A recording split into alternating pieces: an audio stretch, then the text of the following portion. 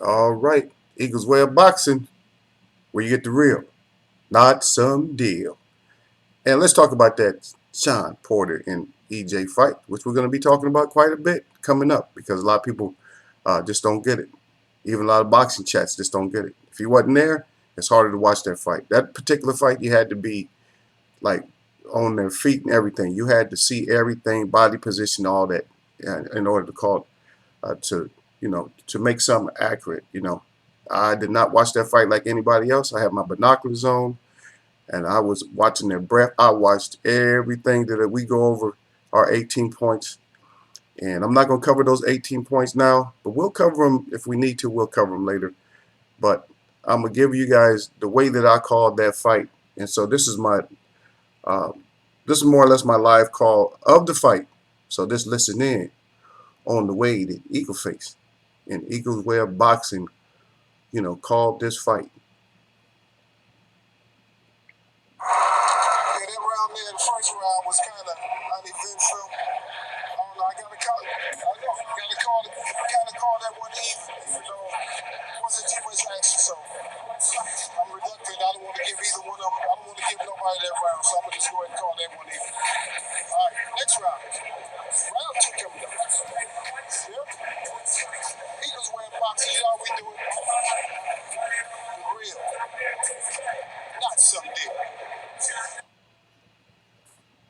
So that was the first round I gave. That was an even round. But let's just listen in some more. Let's check it out.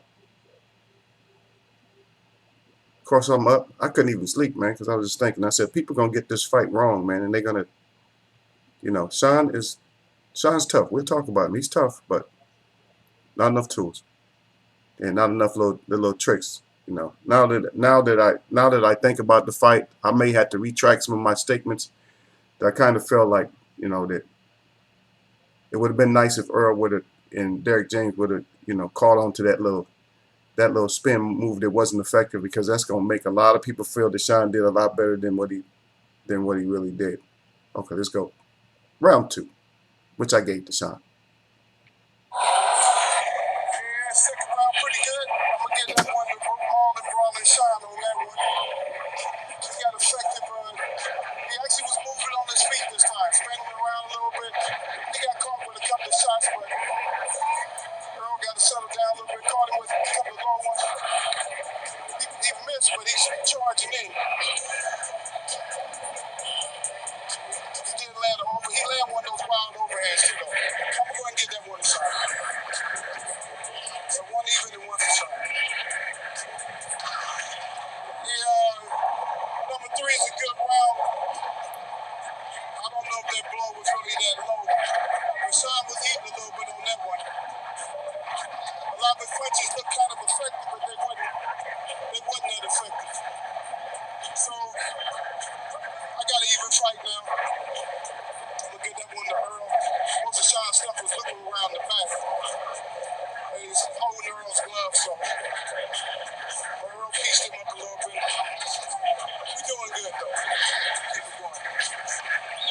Now somebody might want to call that one even, but look, you can see that he's blocked. A lot of those shots was blocked. They're not really effective because he's leaning forward. He's leaning forward when he's throwing the punches, even though he threw a lot more combinations than Earl. A lot of punches in the back of the head, like on top of the head. But nothing's really on those punches, so hit him on below the belt.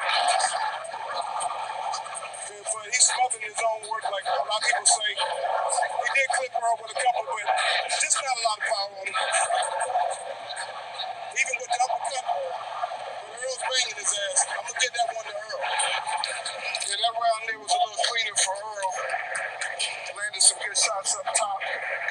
Sean's still winging, and he's kind of raising up when he throws his shot. They look good to the untrained eye, but Earl's still putting pieces in up. And Sean is, looks like he's breathing really heavy right now. And we're going into number 6. I'll see y'all.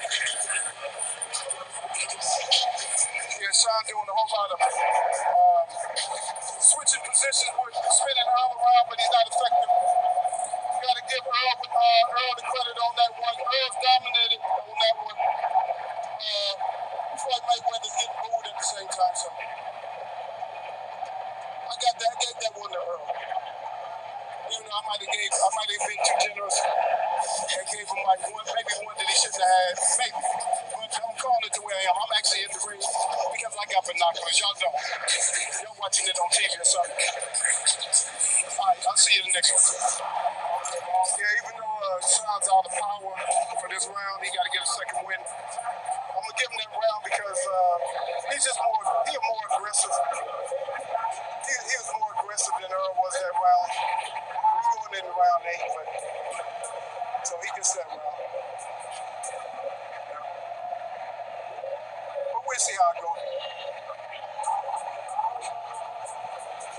He was getting hit low a couple times though. All right, back at you. Yeah, I'm about to get that one to Earl. Cleaner shots. Sean did land one good left hand. Earl tried to overhand left too. Kind of funny. Finally landed one shot, but he still lost that round. All right, that was round 8. Number 9, that's Earl. Earl by domination on that one. So that's Earl by domination on that one. It's harder, cleaner punches. Harder, cleaner punches. It's the best fight, man. Best fight, the best. Sean, I gotta give Sean respect though. He hanging in there. He got kind of pieced up that round though. Number 10 for Earl again. Sean got pieced up a little bit. So good. But he's been tired for a while. He said he got a chin on him though. He got a chin on him, but he's still in there hanging in. There we go. So that's my call up until that point, and then let's go into the championship rounds to see how I call it. Yep. That's number 12. Number 11. That's Earl round with the knockdown.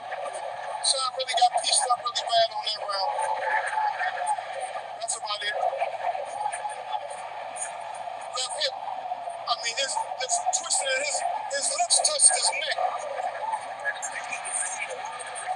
Earl finished up that last round strong. Sean's good. Sean's a powerful little dude, man. He's a powerful little dude. I don't like his suspect personality or his caveman overbite, but he got some heart in him. He got some heart. Earl had chances at, yeah. Some of that looping overhand busted Earl up though. But I guess Earl got this one. All right. Yep. And so that's the Eagleswebb boxing call. It was kind of hard to call, and then pick those binoculars back up, get them adjusted, and everything like that. But I hope you guys understood my call. Sean, like I said, I'm gonna talk about Sean a little bit more. Sean's good, but just not enough. Even with those tricks that he used, it just wasn't enough. And you see, I got the fire eagle up on this one, so I had to do it this way. Sean tried. He tried. He did the best. He did better than anybody else could have done with anybody else can do with Earl. But we'll have to see on that. If I'm wrong, like I said, I eat my crow. But it just wasn't enough for Sean. Sean just didn't. It just not enough. Just not enough tools. Not enough tricks. That was a good trick though, but we can use if, ands, and buts. If Earl would have called on to it, or Derek James would have called on to it, he would have adjusted. Maybe Earl was just being stubborn or something like that, and just not caring about that little spin move. But that kind of cost him a more dominant performance because it slowed all the momentum down. Okay, I'll see you guys either later today, or we're gonna do a discussion Monday for sure. Shout out to the LDBC, and shout out to all y'all that mess with me, and shout out to my new members, my new subs. All right, peace.